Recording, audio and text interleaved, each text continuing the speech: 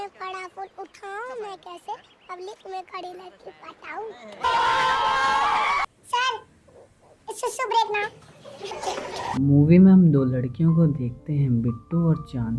दोनों बहुत अच्छी दोस्त थी। हम देखते हैं कि दोनों एक जगह खड़े होकर पास खड़े लोगों का कविता और गाने सुनाकर मनोरंजन कर रही थी। उसके बदले में लोग उन्हें कुछ पैसे देते हैं। अब दोनों के स्कूल का टाइम हो चुका था और वो स्कूल के लिए निकल पड़ती हैं। रास्ते में दोनों आपस में पैसे बांट लेती हैं। बिट्टू और चांद एक छोटी सी सरकारी स्कूल में पढ़ती थी, जहाँ एक प्रिंसिपल और एक पढ़ाने वाले सर थे। दोनों अपनी क्लास में बैठ जाती हैं, जहाँ हम देखते हैं कि टीचर उन्हें इंग्लिश वर्ड बोलना सिखा रहे थे, पर बिट्टू का ध्यान पढ़ाई की जगह मस्ती पे था। दूसरी तरफ हम मोनू प्रिंसिपल के बेटे को देखते हैं, जो अनाज की बोरी बच्चों के खाने के लिए लाया था। बोरी में छेद देख प्रिंसिपल मैडम कहती है कि इसके पैसे मैं नहीं दूंगी और वहाँ साफ करने को कहती हैं। दूसरी तरफ हम बिट्टू को देखते हैं। बिट्टू को वॉशरूम जाना था तो वो सर से पूछती है। टीचर उससे कहते हैं कि पहले इंग्लिश में पूछो तभी जाने दूंगा, पर उसको इंग्लिश बोलने में दिक्कत आ रही थी और वो बोलती है सर सुसु ब्रेक ना। वहाँ सब हंसने लगते हैं और उसकी बेस्ट फ्रेंड चांद भी हंसने लगती है। गुस्सा होकर बिट्टू वहाँ से टीचर की इंक लेकर चली जाती है। चांद भी उसके पीछे आ जाती है। चांद उससे पूछती है कि तू मुझसे गुस्सा है क्या, पर बिट्टू उसको धक्का देकर वहाँ से जाने को कहती है कि तभी चांद इंक के डब्बे को उठाकर भाग जाती है। बिट्टू भी पीछे आती है और गुस्से से चांद से इंक छीन लेती है।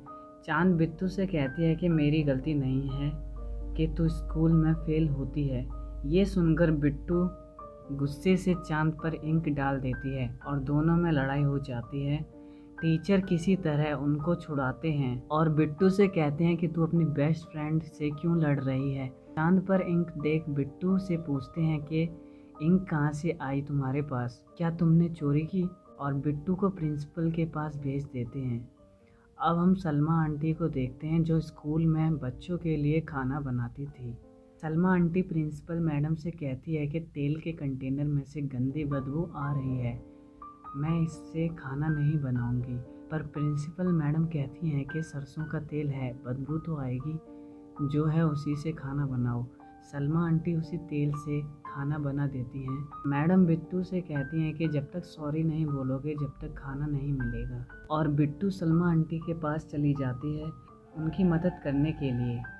लंच का टाइम हो जाता है, बच्चे खाना खाने लगते हैं। सर बिट्टू से सॉरी बोलने को कहते हैं, पर वो नहीं बोलती और सलमा आंटी के पास चली जाती है। सलमा आंटी उसे कुछ खाने को पैसे देती हैं और बिट्टू दुकान चली जाती है। रास्ते में बिट्टू को कुछ लोग नाचते हुए दिखते हैं।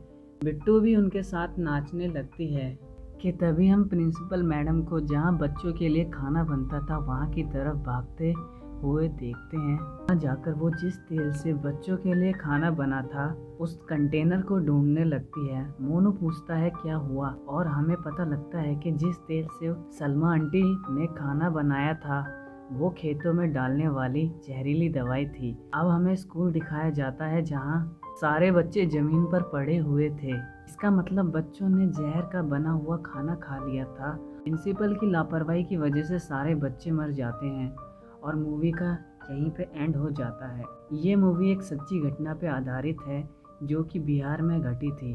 Thank you guys for watching. Please subscribe my channel for more explanation.